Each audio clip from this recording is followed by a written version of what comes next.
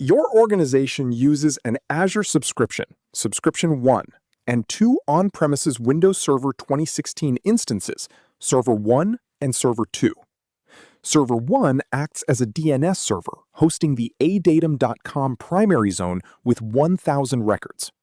You manage your infrastructure from Server 2, which is equipped with the DNS Manager console, Azure PowerShell, and Azure CLI 2.0. You are tasked with migrating the adatum.com zone into an Azure DNS zone within Subscription 1 while minimizing manual administrative work. Which tool should you utilize? Option A, Azure CLI. Option B, Azure PowerShell.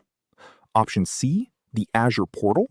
Option D, the DNS Manager console. Okay, so let's break this down.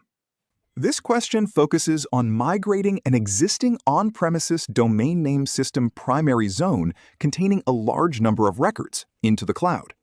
Specifically, you need to consider how different management interfaces handle bulk operations and file imports.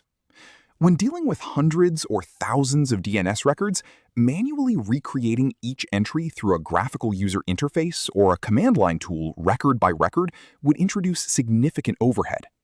Instead, administrators typically look for automated methods or batch import capabilities native to the migration tooling for cloud services.